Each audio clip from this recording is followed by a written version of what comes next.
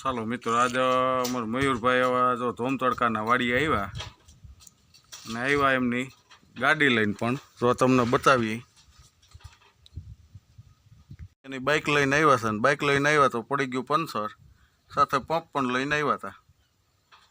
અને હવે મયુરભાઈ આવ્યા વાડીએ ને મયુરભાઈ થોડાક કંટ્રોલ વીણે આવ્યા તો કે એને તો શું જડે, આપણે થોડાક ગોઈતે જાઉં તો રસ્તામાં એક શાકનું કંટ્રોલા થઈ જાય. ને મયુરભાઈ આજ નવી ફરમાઈશ લઈને આવ્યા કે આજે બળે છે તો હરિયું જીતવાનું હોય, તો આપણે હરિયામાં ભાગ લેવો છે એ કે.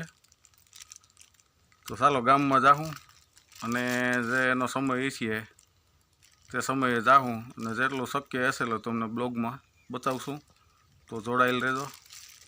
ચાલો મયુરભાઈ, હવે ગામ તરફ નીકળશું ને? હા, તો જોડાયેલ રહેજો મિત્રો આગળ. મારા પપ્પા કંટોલા તોડી આવ્યા. કંટોલા આપણે એક શાકના થઈ ગયા છે ભાઈઓ, સાંજને બનાવશું કંટોલાનું શાક. ચાલો જઈએ ગામ તરફ. તો આપણે આવી ગયા ગામમાં આવ્યા, હાથ પગ ધોઈ ફ્રેશ થઈને બેઠા છે. જો અમારા મયુરભાઈ વાડીએ આવ્યા તો થાકી ગયા. ચાલો હવે તમે જોડાયેલા રહેજો. હવે આપણે દેશી ગામડાના બપોરામાંથી જઈએ છીએ. ભૂખ પણ લાગી છે. ભૂખ લાગે ને મયુરભાઈ?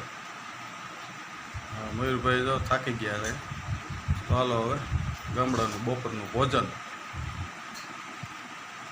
ચાલો ભાઈઓ, આવી જાઓ ગામડાના બપોરા કરવા. જો આ ભાઈ આજ ખાલી આટો મારવા આવ્યા વાડીએ, તો આપણી વાટે ન જઈને બપોરના હરિહર કરવા બેસી ગયા કે દેશી ગામડાના બપોરા. ઓલા કે એવું છે કે ભૂખ લાગી છે તો કોઈનું કોઈ નથી, એવું છે.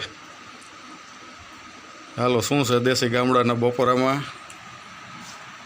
બાજરાના રોટલા, ગુવારનું શાક, તરેલા મરચાં, લીંબુનું અથાણું અને મયુરભાઈ ખાટી મીઠી છાશ. અને મયુરભાઈને જોજો કે સોરેલ જ ભાવે છે. શું કહો મયુરભાઈ?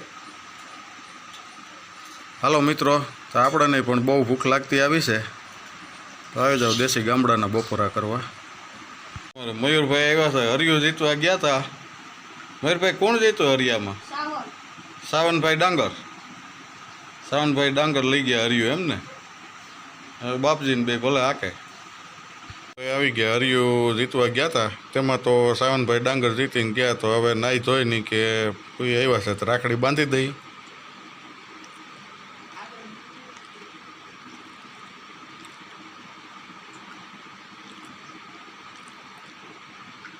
ગામડાની એવી પ્રથા છે કે પરંપરા ઈલે આવે છે કે હરિયું જીતાય, ત્રણ આવે એટલે હરિયું જીતાય, ને હરિયું જીતાય પછી રાખડી બંધાય, એવું માન્યતા ચાલી આવે છે.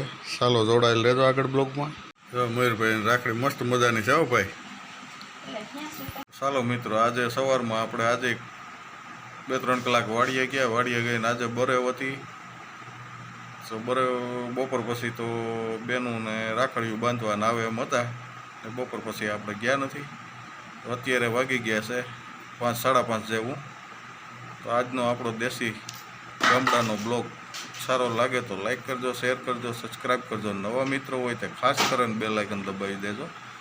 તો બધા દાયરાને જય મુરલીધર, જય દ્વારકાધીશ.